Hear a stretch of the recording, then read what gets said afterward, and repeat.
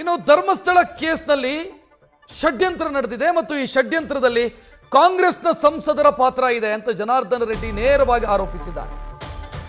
ಕಾಂಗ್ರೆಸ್ನ ಎಂಪಿ, ತಮಿಳುನಾಡಿನ ತಿರುವಳ್ಳುವಾರ್ ಕ್ಷೇತ್ರದ ಎಂಪಿ ಸಸಿಕಾಂತ್ ಸೆಂಥಿಲ್ ವಿರುದ್ಧ ಜನಾರ್ದನ್ ರೆಡ್ಡಿ ಆರೋಪ ಮಾಡಿದ್ದಾರೆ.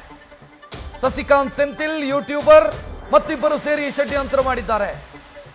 ಅವರನ್ನ ವಿಚಾರಣೆಗೆ ಒಳಪಡಿಸಿದರೆ ಸತ್ಯ ಏನು ಅನ್ನೋದು ಗೊತ್ತಾಗುತ್ತೆ ಅಂತ ಜನಾರ್ದನ್ ರೆಡ್ಡಿ ಹೇಳಿಕೊಂಡಿದ್ದಾರೆ. ಸಸಿಕಾಂತ್ ಸೆಂಥಿಲ್ ಹಿಂದೆ ದಕ್ಷಿಣ ಕನ್ನಡ ಜಿಲ್ಲೆಯ ಜಿಲ್ಲಾಧಿಕಾರಿಯಾಗಿದ್ದಂಥವ್ರು. ಆ ನಂತರ ರಾಜಕೀಯ ಪ್ರವೇಶ ಮಾಡಿ ತಿರುವಲ್ಲುವಾರ್ ಕ್ಷೇತ್ರದಿಂದ ಕಾಂಗ್ರೆಸ್ನಿಂದ ಗೆದ್ದು ಲೋಕಸಭೆಗೆ ಪ್ರವೇಶ ಮಾಡಿದ್ದಾರೆ. ಅವರ ವಿರುದ್ಧ ಜನಾರ್ದನ್ ರೆಡ್ಡಿ ಆರೋಪ ಮಾಡ್ತಾ ಇದ್ದಾರೆ. ಇಲ್ಲ, AS ಅಧಿಕಾರಿ ಹೇಳಿದ್ದಾರೆ, ನಮ್ಮ ಕರ್ನಾಟಕ ರಾಜ್ಯದಲ್ಲಿ ಒಂದು ಜಿಲ್ಲಾಧಿಕಾರಿಗಳಾಗಿ ಸುಮಾರು ಏರಿಯಾಗಳಲ್ಲಿ ಕೆಲಸ ಮಾಡಿದರು. ರಾಜೀನಾಮೆಯನ್ನು ಕೊಟ್ಟು ಕಾಂಗ್ರೆಸ್ ಪಕ್ಷದ ಮೂಲಕ DMK ಅಲಯನ್ಸಲ್ಲಿ ಇವತ್ತು ಏನು ಪಾರ್ಲಿಮೆಂಟ್ ಮೆಂಬರ್ ಆಗಿದ್ದಾರೆ, ಸಂಸದರಾಗಿದ್ದಾರೆ, ಅವರು ಇದ್ರ ಹಿಂದೆ ಇದ್ದಾರೆ. ಕಾರಣ ಏನಂತಂದರೆ, ಈ ಮುಸುಕುದಾರಿ ಏನಿದ್ದಾನೆ ಅವನು ಈಗಾಗಲೇ ಪೊಲೀಸರ ಕೈಕಾಲು ಬೀಳ್ತಾ ಇದ್ದಾನೆ. ನನ್ನ ಬಿಟ್ಟರೆ ಸಾಕು, ನಾನು ಹೋಗಿ ಎಲ್ಲೂ ಬದುಕೊಳ್ತೀನಿ, ಇನ್ನು ನನ್ನ ಕೈಲಿ ಆಗಲ್ಲ. ನನಗೊಂದು 3 ವ್ಯಕ್ತಿಗಳು ಬಂದು ಆಮಿಷ ಒಡ್ಡಿದ್ದಾರೆ. ಆ ಆಸೆಗೆ ನಾನು ತಕ್ಷಣ ಸ್ಪಂದಿಸಿದೆ. ನಾನು ತಪ್ಪು ಮಾಡಿಬಿಟ್ಟಿದ್ದೀನಿ, ನನ್ನ ಬಿಟ್ಟರೆ ಸಾಕು ಅನ್ನೋ ರೀತಿಯಲ್ಲಿದ್ದಾನೆ.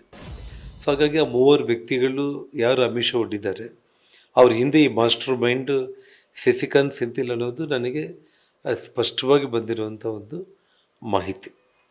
ಹಾಗಾಗಿ ಇದನ್ನು ಒಂದು ಹೈಕೋರ್ಟು ಮತ್ತು ಸುಪ್ರೀಂ ಕೋರ್ಟು ಸಿಟ್ಟಿಂಗ್ ನ್ಯಾಯಮೂರ್ತಿಗಳು ಮೂಲಕ ಅಥವಾ CBI ಅಥವಾ NIA ಮೂಲಕ ಇನ್ವೆಸ್ಟಿಗೇಷನ್ ಮಾಡಿದರೆ ಮಾತ್ರ ಇಡೀ ಜಗತ್ತಿಗೆ ಆ ಧರ್ಮಸ್ಥಳ ಪುಣ್ಯಕ್ಷೇತ್ರ, ಆ ಮಂಜುನಾಥನಿಗೆ ಅಂಟಿರುವಂಥ ಒಂದು ಈ ಅಪಕೀರ್ತಿ ಏನಿದೆ ಅದು ಹೋಗೋದಕ್ಕೆ ಸಾಧ್ಯ. ಈ ನಿಟ್ಟಲ್ಲಿ ಈ ರಾಜ್ಯದ ಮುಖ್ಯಮಂತ್ರಿಗಳು, ಉಪಮುಖ್ಯಮಂತ್ರಿಗಳು ರಾಜಕೀಯವನ್ನು ಮೀರಿ ಪಕ್ಷಾತೀತವಾಗಿ ಧರ್ಮ ಸಂರಕ್ಷಣೆಗೋಸ್ಕರ ಹಿಂದೂ ಒಂದು ಮನೋಭಾವನೆಗಳಿಗೆ, ನಮ್ಮ ಮಂಜುನಾಥ ಭಕ್ತರ ಒಂದು ಮನೋಭಾವನೆಗಳಿಗೆ ಎಲ್ಲಿ ಧಕ್ಕೆ ಆಗದೇ ಇರೋ ರೀತಿಯಲ್ಲಿ ಸತ್ಯವನ್ನು ಹೊರಗಡೆ ತೊಗೊಂಡು ಬರುವಂಥ ಒಂದು ಪ್ರಾಮಾಣಿಕ ಪ್ರಯತ್ನ ಮಾಡಬೇಕು ಅಂತೇಳಿ ತಮ್ಮ ಮೂಲಕ ನಾನು ಮನವಿ ಮಾಡ್ತಾ ಇದ್ದೀನಿ. ಹಾಗಾದರೆ ಸೆಂಥಿಲ್ ಕುಮಾರ್ ಮತ್ತು ಯೂಟ್ಯೂಬರ್ ಸೇರಿದಂತೆ ಯಾರು ಅವ್ರಿಗೆ ಅಂದರೆ ಬೆಂಬಲ ಕೊಟ್ಟರು ಅವರನ್ನು ಕೂಡ ವಿಚಾರಣೆ ಮಾಡಬೇಕು ಅಂತೇಳಿ ಸರ್ಕಾರಕ್ಕೆ ಒತ್ತಾಯಿಸ್ತಾರೆ. ಇವತ್ತು ನಾನು ಹೇಳ್ತಾ ಇರುವಂಥದ್ದು ಎಲ್ಲರನ್ನ ಕೂಡ ನಿಮಗೆ ಈ ವಿಚಾರದಲ್ಲಿ ಯಾರು ಬಹಿರಂಗವಾಗಿ ಒಂದು ಡಿಜಿಟಲ್ ಯೂಟ್ಯೂಬ್ ಮೂಲಕ ಮಾತಾಡಿದಾರೋ ಮತ್ತು ಈ ಮುಸುಕುದಾರಿನ ಒಳಪಟ್ಟು ಸಸಿಕಾಂತ್ ಸೆಂಥಿಲ್ ಅವ್ರನ್ನ ಕೂಡ ಸೇರಿಸಿ ತನಿಖೆ ಮಾಡಿದರೆ ಇವತ್ತು ಇಡೀ ಜಗತ್ತಿಗೆ ಮಂಜುನಾಥನ ಮಹತ್ವ. ಶಾಸಕ ಜನಾರ್ದನ್ ರೆಡ್ಡಿ ನೇರ ಆರೋಪವನ್ನು ಮಾಡಿದ್ದಾರೆ ಸಸಿಕಾಂತ್ ಸೆಂಥಿಲ್ ವಿರುದ್ಧ. ಸಸಿಕಾಂತ್ ಸೆಂಥಿಲ್ ದಕ್ಷಿಣ ಕನ್ನಡ ಜಿಲ್ಲೆಯ ಜಿಲ್ಲಾಧಿಕಾರಿಯಾಗಿದ್ದಂಥವರು, ಎಡಪಂಥೀಯ ಚಿಂತನೆಯಿಂದ ಪ್ರಭಾವಕ್ಕೊಳಗಾದಂಥವರು ಸಸಿಕಾಂತ್ ಸೆಂಥಿಲ್.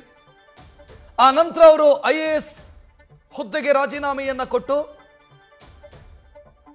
ಕಾಂಗ್ರೆಸ್ಗೆ ಜಾಯಿನ್ ಆದರು. ಕಾಂಗ್ರೆಸ್ನಿಂದ ಅವರಿಗೆ MP ಟಿಕೆಟ್ ಸಿಕ್ತು. DMK ಅವರ ಬೆಂಬಲಕ್ಕೆ ನಿಲ್ತು. ಅಂದರೆ DMK ಮತ್ತು ಕಾಂಗ್ರೆಸ್ಸು ತಮಿಳುನಾಡಿನಲ್ಲಿ ಮೈತ್ರಿ ಪಕ್ಷಗಳಾಗಿರೋದ್ರಿಂದ ತಿರುವಲ್ಲುವಾರ್ ಕ್ಷೇತ್ರದಿಂದ ಸಸಿಕಾಂತ್ ಸೆಂಥಿಲ್ ಗೆದ್ದು ಲೋಕಸಭೆಗೆ ಪ್ರವೇಶಿಸಿದ್ದಾರೆ.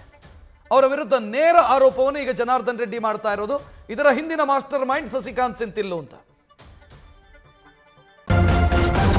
ನ್ಯೂಸ್ ಫಸ್ಟ್, ನಿರ್ಭೀತಿಯಿಂದ ನಿಮ್ಮ ಪರವಾಗಿ.